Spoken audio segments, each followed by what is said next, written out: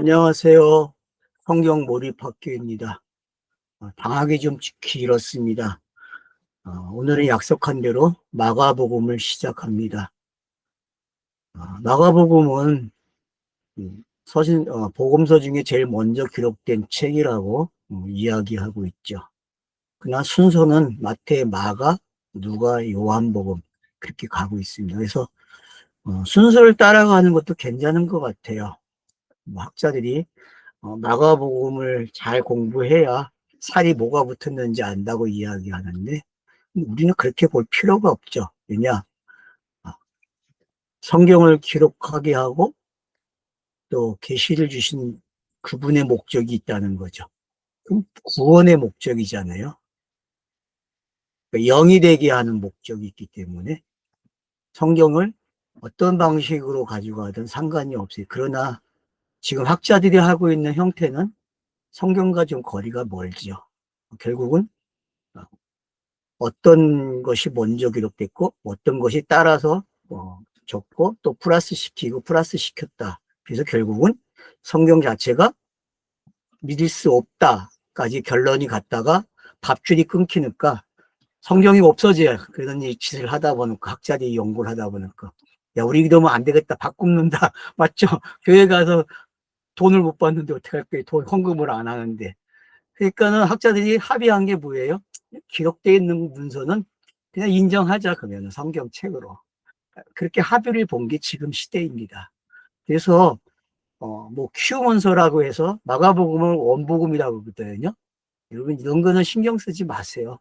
그리고 원복음이라는 책이 나오면은 일단은 좀 거리를 둬야 돼요. 왜냐하면은 비평주의 쪽에서 기록을 한 책이기 때문에 이렇게 좋은 책은 아닙니다. 그러나 문학적으로 접근하는 건 좋아요. 문학적으로. 수사기법이나 그런 거로 접근하는 데 있어서는 비평주의자들이 앞서가 있어요. 그렇지만 결국 보수든 비평주의든 할 거 없이 예수가 그리스도라고 하는 복음을 어떤 본문에서든지 말할 수 있는 사람이 없다는 것은 인정해야 합니다. 우리가 지금까지 여러 가지의 방향과 방법들을 살펴보고 다른 사람들도 공부를 한 사람들이지 않습니까? 근데 결국은 고갈돼 있어요. 왜 고갈됩니까? 신앙생활을 하면 할수록 고갈이 돼요. 고갈되다 보니까 진짜 잘 가르치는 사람을 만나기 위해서 헤매다가 결국 이단에 빠지는 게 오늘날 현실의 세계입니다. 왜 고갈하는가? 왜 그들은 성경을 읽으면 읽을수록 고갈돼서 결국은 빠져나오지 못하는 것까지 가야 되는 그런 형편에 처했는지 그런 상황에서 살고 있어요, 우리는. 근데 마가복음을 하면서 우리가 다시 한번 복음이 뭔지에 대해서 생각해 볼 수 있다는 거죠. 마가복음에는 중요한 것들이 많이 나와요. 특별히 마태복음은 가르침으로 중심이 되어 있잖아요.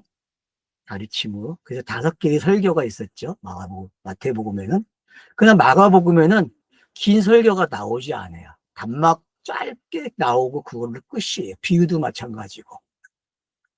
그런 차이점들은 있습니다. 그래서 마태에서 기록하는 방식과 마가가 전달하고자 하는 방식이 어떤 게 다른지를 우리가 알고 접근한다면 좋을 것 같아요.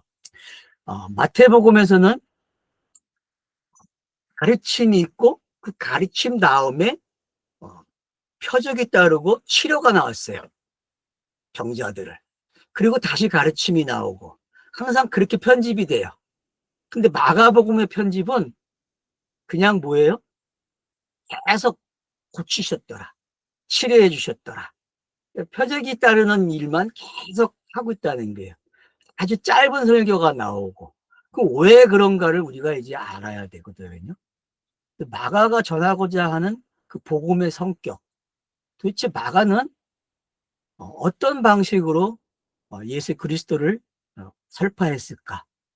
그리고 그 하나님은 마가를 통해서 우리에게 하고 싶은 말이 무언가를 우리는 찾아내야 되겠죠. 마가복음 성경 읽기에서는 다른 거 없습니다.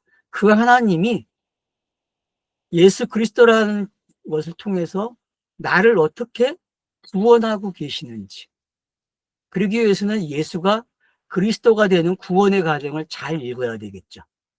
그러니까 예수가 그리스도가 된다는 말은 구원의 과정이거든요. 그게 복음이고, 그 복음이 나와 무슨 관계가 있는지, 내가 성경책을 읽음으로 과연 내가 그 말씀의 본인이 될 수 있는지, 그 하나님은 나로 하여금 그 복음의 중심에 있기를 원하신다는 거죠. 그래서 우리가 에베소서를 하면서도 에클레시아에 대한 이야기를 강조했어요. 에클레시아가 도대체 뭐냐?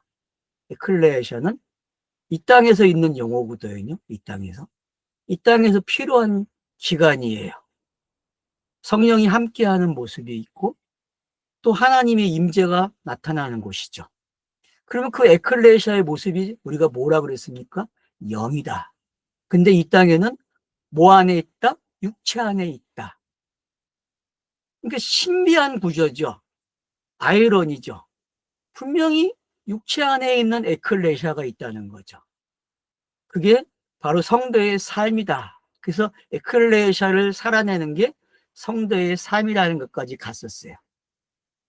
그리고 전신갑주가 뭔지도 우리는 알게 됐죠.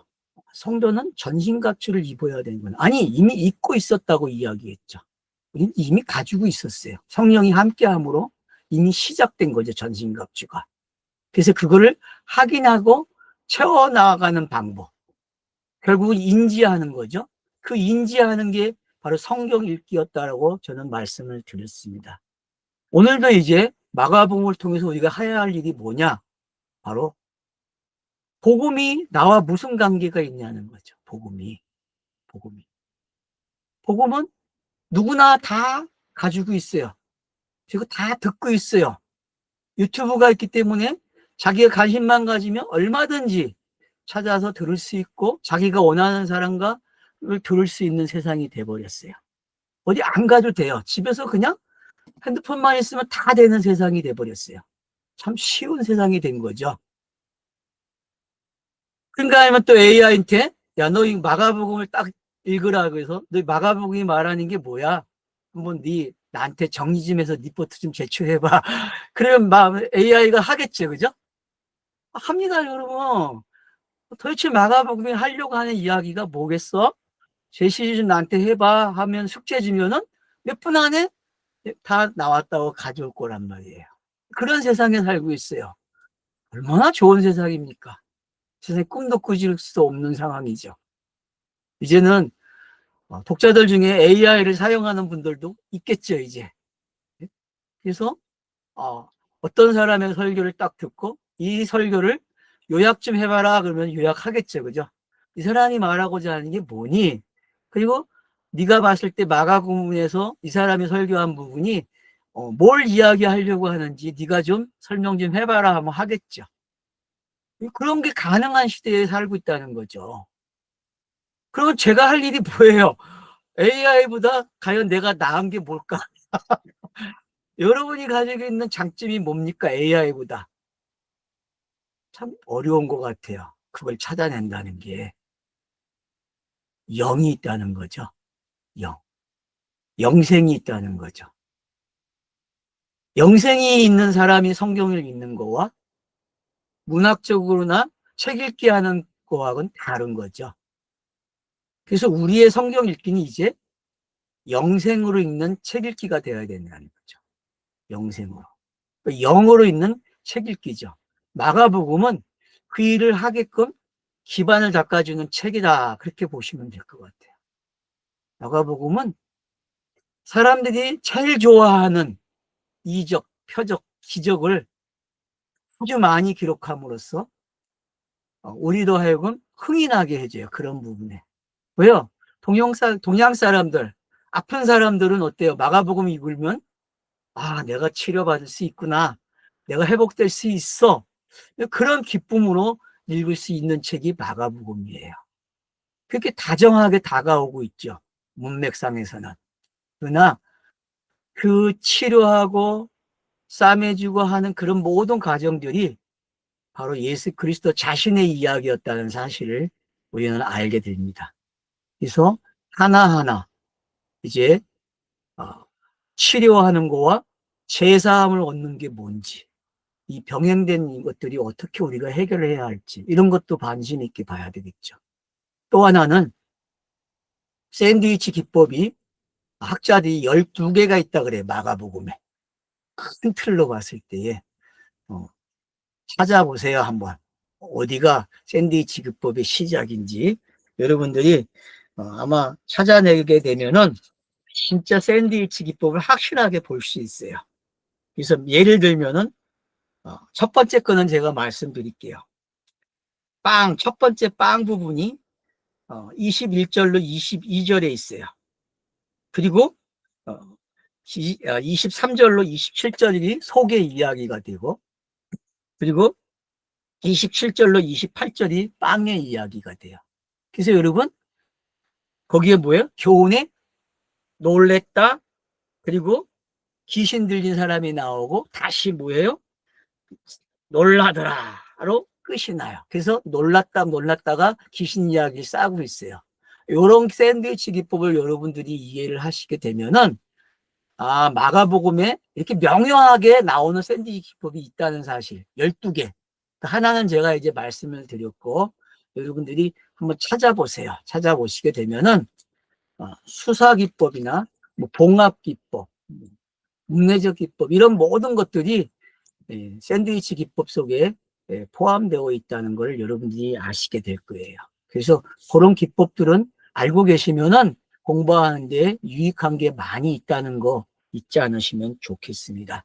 마가복음의 변곡점은 꼭 이렇게 읽으셔야 됩니다.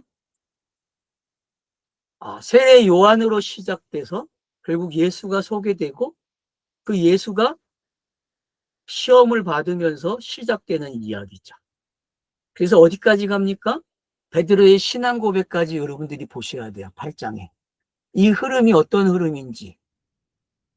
그리고 베드로의 신앙 고백이 끝나면 9장에서 뭐가 시작이 됩니까? 변화산 사건이 나와요. 그래서 항상 복음서의 변곡점의 기점이 어디다?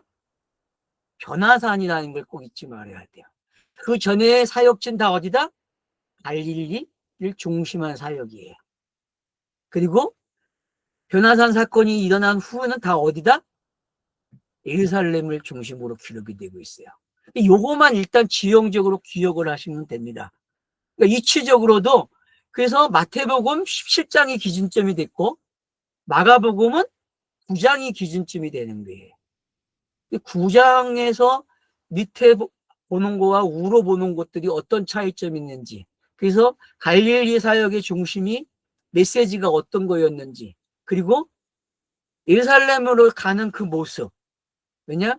베드로의 신앙 고백을 통해서 예수가 자기가 죽고 살아날 것이라는 것을 알려주기 시작하거든요.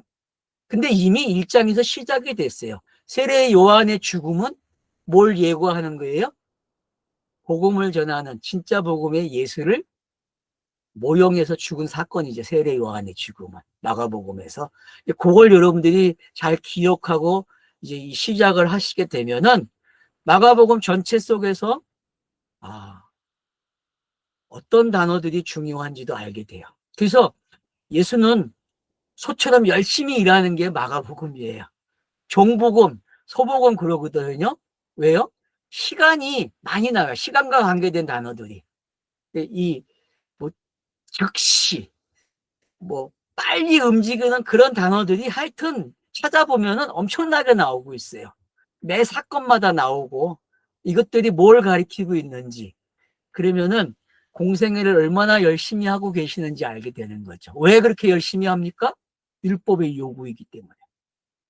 여러분, 율법의 요구가 예수로 하여금 소가 되게 하고 종이 되게 한 거예요. 예수는 그 율법이 원하는 걸 다 채워줘야 돼요.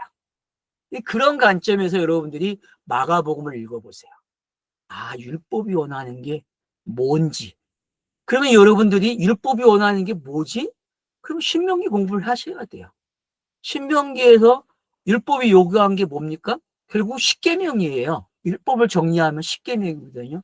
그 10계명 중에서도 또 5계명부터 10계명까지 오는 그 내용들을 정리해 놓은 게 산상수훈이고, 그 산상수훈의 그 내용들이 예수를 바쁘게 만들었다니까요, 종으로. 이런 관점들을 잘 간파하시게 되면은 마가복음을 잘 읽을 수 있다는 거죠. 그래서 여러분들이 그런 단어가 나오면은 시계를 한번 거기다 그려 놓으세요. 아, 이게 지금 되게 바쁜 시간으로 저자가 우리에게 소개해 주겠네. 뭔가를 보게 하고 있구나. 라는 걸 여러분들이 체크하시게 되면은, 아, 여러분 스스로가 성경을 하나 만들어가는 과정이 생길 거예요. 있습니다. 그래서 성경 읽기 하시면서 마가복음의 특징을 좀 잘 살려가시면서 읽으면 좋겠다라는 말씀을 드립니다. 그러면 이제 1장을 1절을 시작하겠습니다. 하나님의 아들 예수 그리스도의 복음의 시작이다. 자, 하나님의 아들이라는 단어가 어떤 것이 있고 어떤 것은 없는지도 모르겠어요. 왜냐? 원문으로 봤을 때 하나님의 아들이라는 게 없거든요. 하나님의 아들이라는 말이 그냥 아르케 유앙겔리온 그렇게 나오거든요. 헬라어로 봤을 때는 아르케 유앙겔리온으로 나와요. 몰라요. 이게 하나님의 아들이라는 게 다른 사본에는 있는지 모르겠어요. 제가 확인을 안 했으니까. 하여튼 제가 가지고 있는 거에서는 하나님의 아들은 없어요. 원문에서는. 그러니까 뭐 하나님의 아들, 뭐 예수 그리스도의 복음의 시작이다. 근데 이제 이렇게 시작하는 거하고 헬라어로 그냥 아르케 유앙겔리온 아르케 호 유앙겔리온 예수 그리스도 이렇게 읽거든요. 이게 헬라어에서의 원문이 순서예요. 그러니까 제일 중요한 단어가 뭡니까? 시작됐다는 거예요. 아르케. 그럼 창세기 1장 태초와 같은 단어입니다. 그래서 여러분들이 이 아르케라는 단어를 창세기 1장 창조하시니라라는 단어와 여러분들이 같이 볼 수 있는 그런 것들이 되시면 좋을 것 같아요. 그러니까 아르케가 뭐냐? 머리, 태초라는 게 뭔지, 시작이 뭔지 잘 보시게 되면은 창세기 1장을 여러분들이 그래서 다시 공부하셔야 된다는 거예요. 창세기를 여러분들이 몇 사람의 강의를 잘 들으셔서 잘 정리가 되면 좋겠어요. 이미 창세기는 강의를 많이 했거든요, 사람들이. 그래서 창세기 1장만큼은 정말 공부를 많이 하셔야 됩니다. 해도 지나치지 않는 게 창세기 1장 공부예요. 그걸 한해 오셔야, 특별히 1절은 매우 중요합니다. 창세기 1장 1절은. 베레스트라는 단어가 어떻게 머리로 오는지 여러분들이 어근을 계속 찾아가게 되면 나오고 있고, 바로 거기서 이 아르케라는 단어가 시작이 되고 있다는 거예요. 그래서 창세기 1장 1절과 요 마가복음 1장 1절은 짝이에요, 그냥. 여러분들이 언어 공부할 때에 결론을 읽어가지고 와도 돼요. 그러니까 요한복음 1장 1절이나 요 마가복음 1장 1절을 가져가면요, 다 해결돼 버려요. 그런가 마태복음 1장 1절도 중요하죠. 왜요? 아르케가 뭔지, 베레스트가 뭔지를 명확하게 해주고 있다는 거죠. 그래서 성경의 첫 구절들은요, 전부 다 가지고 있는 것들이 똑같아요. 뭐요? 머리, 시작이 된다는 이야기죠. 시작됐다. 그럼 뭐가 시작됐느냐? 메시아가 시작된 이야기죠. 메시아가 계속 율법이 요구한 메시아가 이제 시작한다라고 보면 되죠. 그러니까는 베리스트보다 더 많이 좁혀온 거죠. 차소가 많이 완료된 상황으로 오고 있다는 걸 알게 되죠. 그렇게 보니까 이 아르케라는 게 어떤 건지 알게 되죠. 아, 복음의 시작? 아, 맞구나. 복음의 시작. 유앙겔리온은 뭐 가장 좋은 소식 아니에요. 마라톤이 왜 생겼습니까, 여러분? 역사 속에서 마라톤이 왜 생긴지만 알면은 복음이 뭔지 좀 이해가 빨라지겠죠. 유래를 찾으면은. 그런 거예요. 인류가 가장 원하는 게 뭡니까? 영원히 사는 거예요, 여러분. 돈이 암만 많아도 소용없어요. 영원히 못 살기 때문에. 근데 이 복음은 영생을 가르쳐 주고 있단 말이에요. 영생. 그걸 구원이라고 이야기했고. 그러니까 영이 된다는 이야기는 죽지 않는 거거든요. 죽음이 없는 세상을 살고 있는 거예요. 그러면 과연 육이 있는 가운데 영을 누린다. 이거 되게 재밌지 않습니까? 신비하지 않습니까? 여러분, 육이 있는데 영이 있다? 이게 교회가 에클레시아가 가지고 있는 특징이고 신비한 거죠. 이걸 성도의 삶이라 저는 말을 했고, 그래서 성도의 삶이 사라지려면은 뭐가 필요해요? 시작이 있어야 돼요. 시작. 그걸 시작한 사람. 그게 바로 예수 그리스도라고 이야기하고 있는 거죠. 그러니까 뭐에 관한 시작이냐? 베레스트가 뭘 가리켰느냐? 창세기 1장 1절에서 바로 예수 그리스도를 설명하는 용어였다는 걸 확인해 줬듯이, 저와 여러분의 그 성도의 삶을 더 확실하게 하고 싶다면 바로 예수 그리스도를 알아가야 된다는 거죠. 그 예수 그리스도를 알아간다는 것은, 예수 그리스도를 배워간다는 것은 결국은 내가 제자이면서 사도로 사는 게 뭔지 알게 된다는 거죠. 그래서 결국은 양성을 가진 자가 되는 거예요. 거듭나면 양성이 시작되거든요. 우리도 꼭 잊지 마세요. 거듭나야 양성이 시작되는 거예요. 거듭나지 않으면 양성이 시작되지 않는다는 걸 기억하셔야 돼요. 이 땅에서 여러분들이, 저와 여러분이 양성을 가지고 살아가는 이야기가 바로 마가복음이다라는 걸 아시면 돼요. 그러니까 에클레시아를 더 자세하게 설명하는 것이 뭐다? 마가복음이구나. 원복음이죠. 그러니까 예수라는 것을 통해서, 그리스도라는 걸 통해서 양성을 가진 삶이 뭔지 알게 되는 거예요. 그러니까 이 땅에 육이라는 거는 뭡니까? 지불하러 온 거잖아요. 예수는요. 죄에 대해서 지불할 속죄의 양. 그러니까 몸을 가지고 뭐 한다? 지불하는 거예요. 율법이 요구한 것을 지불해 줘야 되거든요. 십계명이 요구한 것을 지불하는 게 복음이에요, 여러분. 그게 복음의 내용이죠. 그 복음의 내용이 결국 시작하는 거예요. 그럼 언제부터 시작했느냐? 바로 창세기 1장 1절부터 시작됐다라는 말씀을 드리는 거죠. 그리고 그 복음이 신명기를 오게 되고, 신명기에 오니까 이미 아브라함과 이삭과 야곱의 이야기가 믿음의 조상에 관계된 이야기라는 걸 알게 되고, 그래서 믿음이라는 게 참여하는 단어가 되는구나. 그러니까 복음에 참여하는 방법은 뭐밖에 없다? 믿음으로 의로워지는 방법밖에 없다라는 걸 가르쳐주고 있는 거죠. 그래서 마가복음 읽기는 어떻게 해야 됩니까? 믿음으로 의로워지는 방법으로 읽어야 돼요. 믿음으로 의로워지는 게 뭔지. 왜? 예수의 공생에도 믿음으로 의로워지는 내용이거든요. 그러니까 예수가 그리스도가 됐다? 복음의 시작이다? 가장 좋은 소식이 뭐냐라고 할 때에 예수가 율법의 요구대로 어떻게 했다? 양성으로 와서 율법이 요구한 모든 내용들을 복종했다. 순종했다. 그걸 완료시켰다. 스타라워스로, 십자가로. 이런 것들을 우리가 기억하게 되면은 복음이 뭐한다?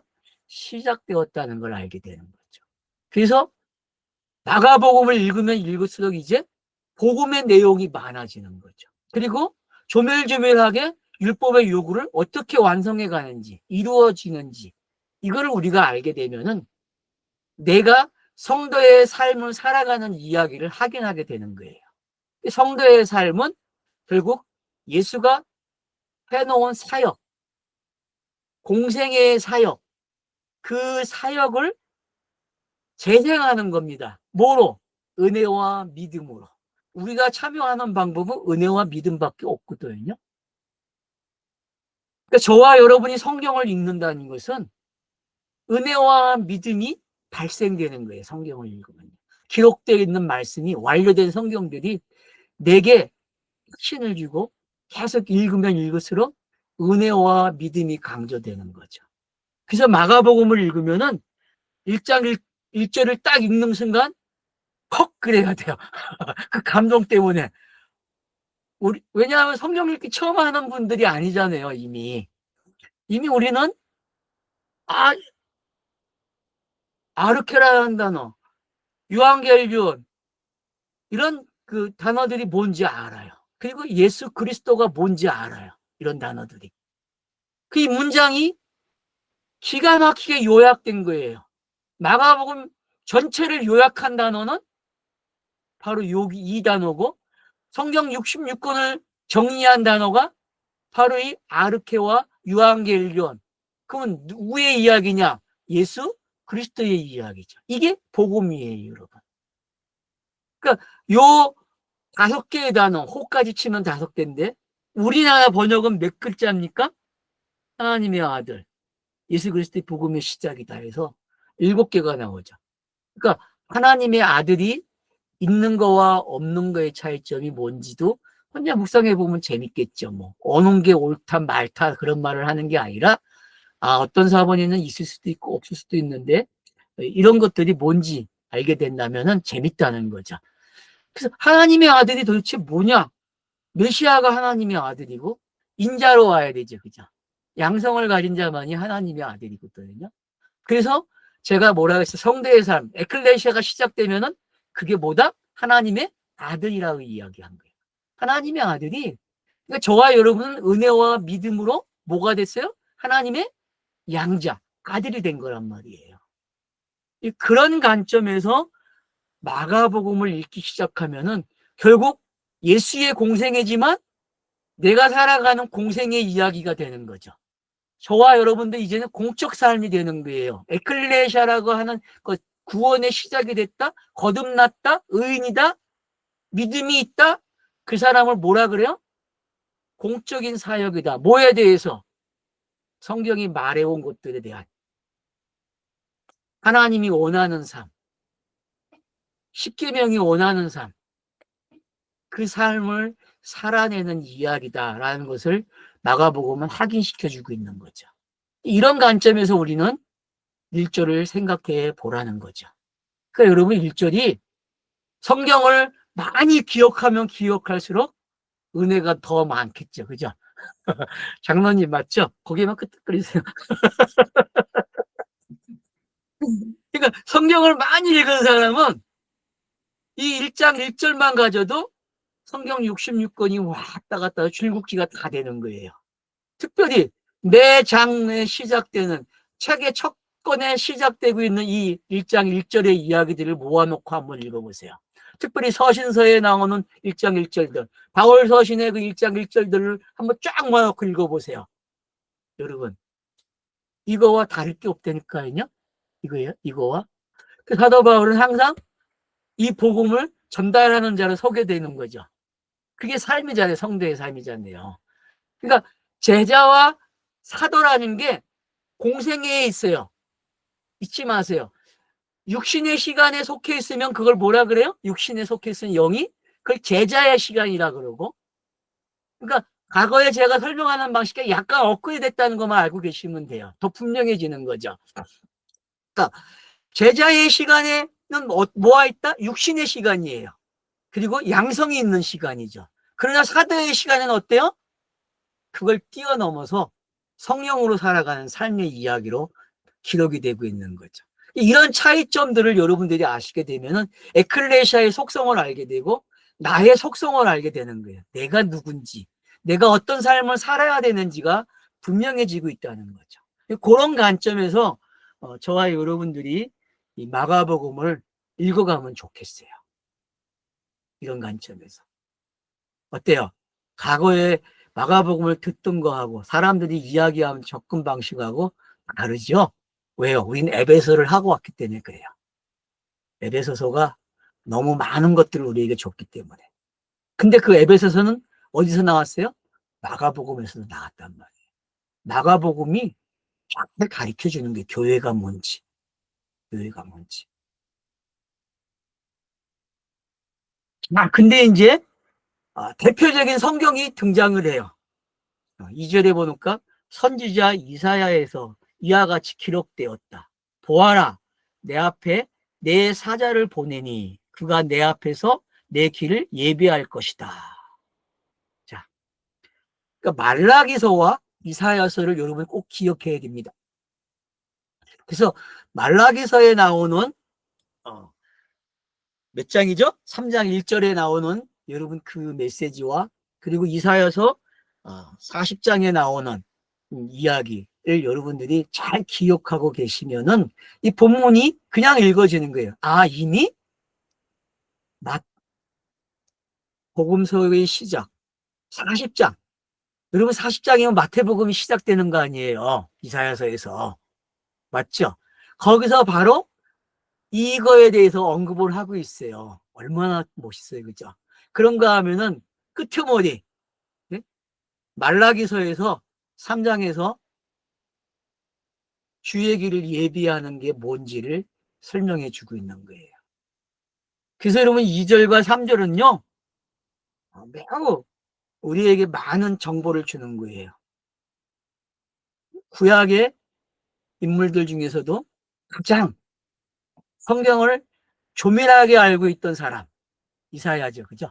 66권을 알고 있었으니까 이사야서가 왜 66장이냐면은 성경의 66권을 성격이 뭐고 내용이 뭔지를 구성을 잘해준 거거든요. 근데 뭐 역사적 사건도 있고 미래의 사건도 있잖아요. 그러니까 아수르와 바벨론을 중심으로 해서 일어나고 있는 그 사건들이 뭐와 관계되어 있다는 거예요? 성경 66권을 해석하는 하나의 방법이 되고 있다는 걸 알려주고 있고 그 방법이 바로 예수의 공생애와 관련되어 있다는 걸 알려주게 되는 거죠. 그걸 요구하고 있는 거죠. 그래서 이사야를 통해서 말라기를 통해서 성경을 제시해 주는 거예요. 마가는 바로 싹딱 불시적으로 나타난 게 아니라 이미 준비되어 있다. 성경 읽기는 뭐예요? 이렇게 쌓아오는 거죠. 미천을. 그럼 미천을 모아지게 되면은 그 인물이 등장해야 되잖아요. 진짜 이야기가. 그와 같은 거죠. 계시와 묵시라는 단어 의 차이점을 제가 요한계시록에서 잘 설명해 놨더라고요. 그리고 계시를 통해서 전달되는 과정하고 묵시를 통해서 확인하는 게 뭔지 알잖아요. 묵시라는 문화가 언제 생깁니까? 성전 파괴로 시작된 거 아니에요. 바벨로니아의 성전 파괴로 시작된 제사를 더 이상 지낼 수 없기 때문에 성경을 연구하는 시간이 된 거 아니에요. 그래서 묵시라는 게 발달되기 시작하고 그 묵시를 통해서 성경이 말하고자 하는 본래의 내용을 찾아가는 시간이 된 거죠. 그런 과정이 계시와 묵시의 차이점이거든요. 그러니까 이사야서가 이야기해 놓은 거와 말라기서가 이야기해 놓은 걸 지금 마가복음은 뭘 하는 거예요? 이거야라고 설명하는 게 그게 이거였어라고. 그 인물이 바로 예수 그리스도야라고 가져와 버린다니까요. 이거 부인하는 사람은 아무도 없어요. 너무 쉽게 연결해놨기 때문에. 너무 쉽게 연결되어 있죠. 이거 예수에 관한 이야기였구나. 그럼 이사야서 전체가 66장이 무슨 이야기예요? 예수 그리스도를 이야기하고 있다는 걸 알게 되는 거죠. 요 구절만 가가지고 이거 예수 그리스도에 관한 이야기야라고 학자들처럼 이야기하면 안 돼요, 여러분은요. 그 인용된 한 구절만이 이거 예수 그리스도야라고 이야기하면 안 된다는 거죠. 이사야서의 모든 내용이 66장이 성경 66권이 다 예수를 그리스도로 이야기하고 있는 책이라는 걸 잊지 말아야 된다고 가르쳐 주고 있는 거예요. 대표자를 통해서. 그래서 여러분들이 이 말라기서와 이사야서 40장의 이야기를 정말 조밀하게 읽어보세요. 그러면은 이미 예고된 사건이었고 이미 준비된 사건이었고 이게 바로 역사의 시간 속에서 나열된 차서였구나 하는 걸 알게 되는 거죠. 이런 차서들이 넘어오니까 본질을 만나는 거예요. 그 하나님이 가르쳐주고 싶은 그 본질, 비유의 시대가 끝나고 이제 해석의 시대로 오는 거죠. 본질이 등장했으니까. 문자로 기록된 성경들이 문자가 아닌 복음으로 등장하는 거죠.